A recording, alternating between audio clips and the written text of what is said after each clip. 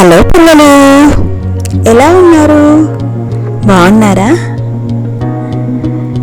మనం లాస్ట్ ఎపిసోడ్లో చెప్పుకున్న కథ గుర్తుందా? ఏం డిస్కస్ చేసుకున్నా? కథ పేరు తృప్తిని మించిన ఐశ్వర్యం ఏముంది.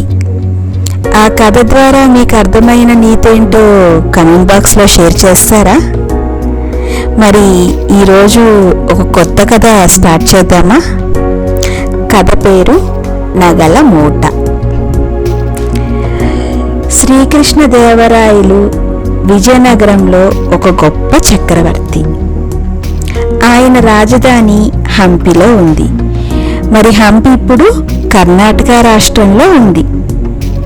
ఆయన పాలనలో తెలుగు భాష మరియు సాహిత్యం అత్యున్నత స్థాయికి చేరుకున్నాయి. అక్కడి ప్రజల జీవనాధారం ఏంటో తెలుసా? వ్యవసాయం.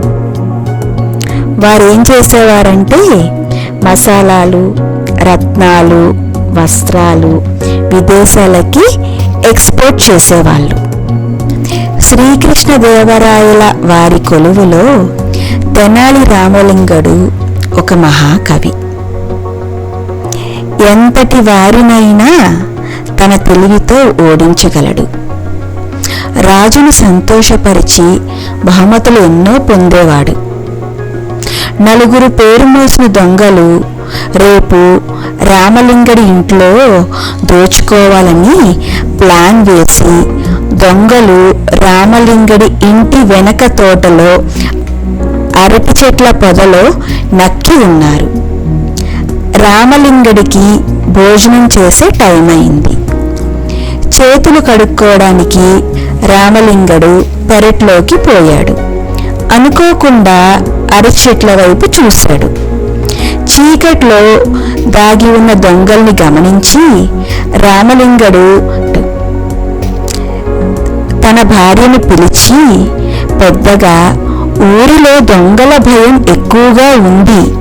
ఈరోజు నగలు నాణాలు ఇంట్లో ఉంచకూడదు. వాటిని ఒక సంచిలో మూటకట్టి ఈ బావిలో పడేద్దాం అని అన్నాడు రామలింగడు. ఈ మాటలన్నీ దొంగలు విన్నారు. రామలింగడు ఉపాయం ఫలించింది.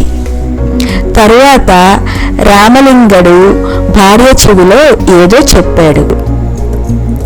ఇంటి లోపలికి పోయి ఒక మూటను తయారు చేశారు. ఒక మూటను బావిలో పడేశారు. మూటను బావిలో వేయడం దొంగలు చూశారు. అప్పుడు దొంగలు ఏమనుకున్నారంటే వెతకబోయిన తీగ కాలికి తగిలిందని దొంగలు ఎంతో సంతోషించారు. అందరూ నిద్రపోయేదాకా ఉండి తర్వాత బావిలో దిగుదాం అని దొంగలు డిసైడ్ అయ్యారు. బాగా చీకటి పడింది.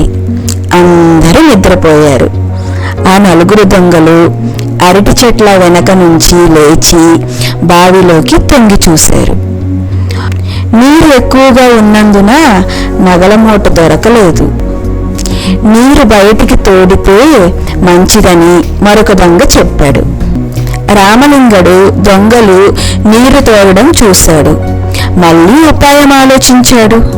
చప్పుడు చేయకుండా పెరట్లోకి పోయి అరటి చెట్లకు నీరు బాగా పారేలాగా పాదులు చేశాడు.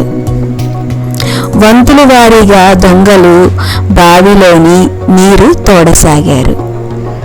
ఎంత తోడినా బావిలో నీరు తరగడం లేదు. కానీ అరటి చెట్లకు నీరు బాగా పారింది.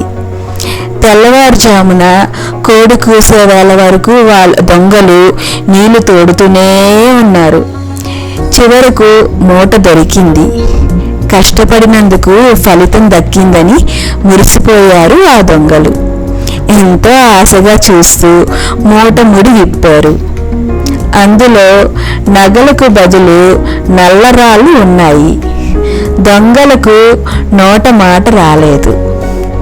రామలింగడు వారిని ఎలా మోసం చేశాడో తెలిసింది. సిగ్గుతో తల వంచుకొని పారిపోయారు.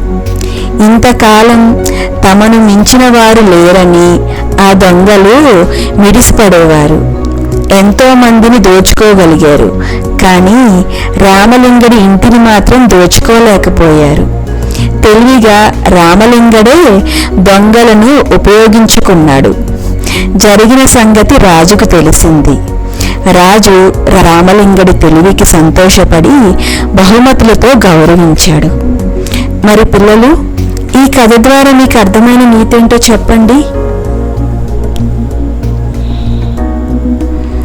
మనకి తెలివి ఉంటే